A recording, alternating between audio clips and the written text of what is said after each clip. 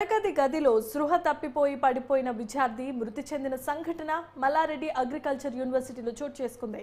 మైసమ్మగూడలో ఉన్న మల్లారెడ్డి అగ్రికల్చర్ యూనివర్సిటీలో BSc agriculture మొదటి సంవత్సరం చదువుతున్న అరుణ్ కుమార్ అనే విద్యార్థి తరగతి గదిలోనే స్పృహ తప్పి పడిపోయాడు. దీంతో అతన్ని అంబులెన్స్లో ఆసుపత్రికి తరలించే ప్రయత్నం చేయగా అప్పటికే చనిపోయినట్లుగా గుర్తించారు.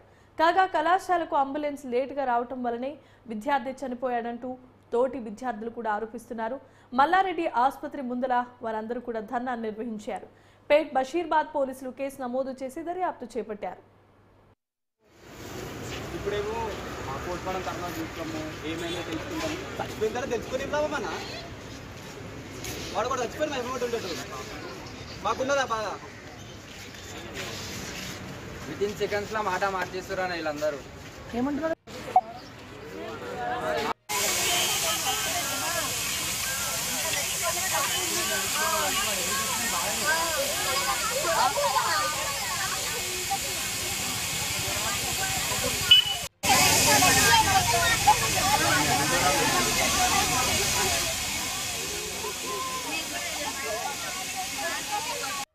క్లాస్లో ఏమైందో అన్న సడన్గా పడిపోయింది. మేమందరం ఎగ్జామ్ ఉన్నప్పుడు సరే అందరం పట్టుకొని ఫిక్స్ వచ్చింది అనుకుని చేతులకాలు అందరం రాస్తుంది, నోటి నుంచి నొరుగొస్తుంది. అప్పటికి కాన్షియస్లో ఉండవు. అప్పటికే లేపని ట్రై చేస్తున్నాం. మేము ఫ్యాకల్టీ ఇద్దరు ఉండరు అన్న క్లాస్లో, ఒక్కరు పట్టించుకోలేదు. మేమందరం ఎంతమంది 30 మంది ప్రతి ఒక్కరు కిందికి కాల్ చేయండి, అంబులెన్స్ కాల్ చేయండి, కింద మేనేజ్మెంట్కి ఒకరికొకరు కాల్ చేయండి అంటే ఏమంటారు ఫ్యాకల్టీ, సిఆర్కి చెప్పి కాల్ చేయంట. సిఆర్ చెప్పాల్సింది. ఒక అతనైతే ఇంకా క్లాస్ నుంచి వెళ్ళిపోయిండు. ఏందన్నా ఇది? మీకు కనీస వెహికల్స్ ఉన్నాయి అక్కడికి రావడానికి?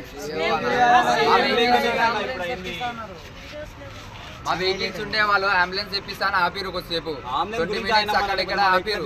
తర్వాత డీన్ సార్ కార్ తీసుకొని వచ్చిరు. అప్పట్లో వీడికి వచ్చిన తర్వాత ఏమంటాడు అన్న ఇంతసేపు ఏం చేసిరు అని డాక్టర్ అంటాడు. దాని తర్వాత మల్లారెడ్డి యూనివర్సిటీ. ఇంతమంది స్టూడెంట్ కి కనీస వెహికల్స్ అంబులెన్స్ అవసరం ఎలాంటిది?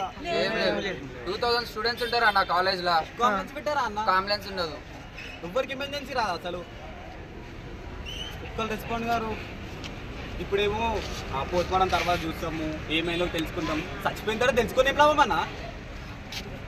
వాడు కూడా చచ్చిపోయిన ఎమౌంట్ ఉండేటు మాకున్నదా బాధ.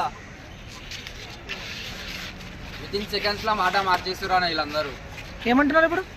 ఇప్పటిదాకానేమో అదే 20 మినిట్స్ జల్దినా అంటే వాళ్ళు అనలేరు. ఇప్పుడు వచ్చి ఆ మేడం ప్రీతిరెడ్డి మేడం అంట వచ్చి మీరు ఎందుకు బ్లేమ్ చేస్తారు మా మీద అని అంటుంది. అసలు డాక్టర్ అట్లా అనలేడంట.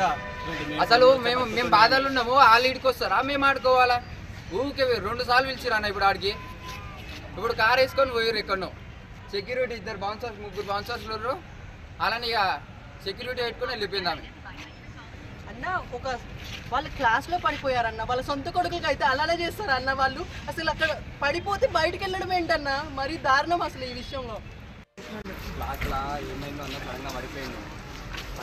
మేమందరం ఎగ్జామ్ ఉన్నప్పుడు సరే అందరం పట్టుకొని ఫిక్స్ వచ్చింది అనుకుని చేతులకాలు అందరం రాస్తుంది, నోటి నుంచి నొరుగొస్తుంది.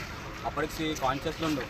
అప్పటికే లేపని ట్రై చేస్తున్నాం. మేము ఫ్యాకల్టీ ఇద్దరు ఉండరు అన్న క్లాస్లో, ఒక్కరు పట్టించుకోలేదు. మేమందరం ఎంతమంది 30 మంది ప్రతి ఒక్కరు కిందికి కాల్ చేయండి, అంబులెన్స్ కాల్ చేయండి, కింద మేనేజ్మెంట్కి ఒకరికొకరు కాల్ చేయండి అంటే ఏమంటారు ఫ్యాకల్టీ, సిఆర్కి చెప్పి కాల్ చేయంట. సిఆర్ చెప్పాల్సింది. ఒక అతనైతే ఇంకా క్లాస్ నుంచి వెళ్ళిపోయిండు. ఏందన్నా ఇది? మీకు కనీస వెహికల్స్ ఉన్నాయి అక్కడికి రావడానికి? మా వెహికల్స్ ఉంటే వాళ్ళు అంబులెన్స్ తెప్పిస్తాను ఆపిరు కొద్దిసేపు 20 మినిట్స్ అక్కడిక్కడ ఆపిరు. తర్వాత డీన్ సార్ కార్ తీసుకొని వచ్చిరు. అప్పట్లో వీడికి వచ్చిన తర్వాత ఏమంటాడు అన్న ఇంతసేపు ఏం చేసిరు అని డాక్టర్ అంటాడు. దాని తర్వాత మల్లారెడ్డి యూనివర్సిటీ. ఇంతమంది స్టూడెంట్ కి కనీస వెహికల్స్ అంబులెన్స్ అవసరం ఎలాంటిది? 2000 స్టూడెంట్స్ ఉంటారు అన్న కాలేజ్ లో.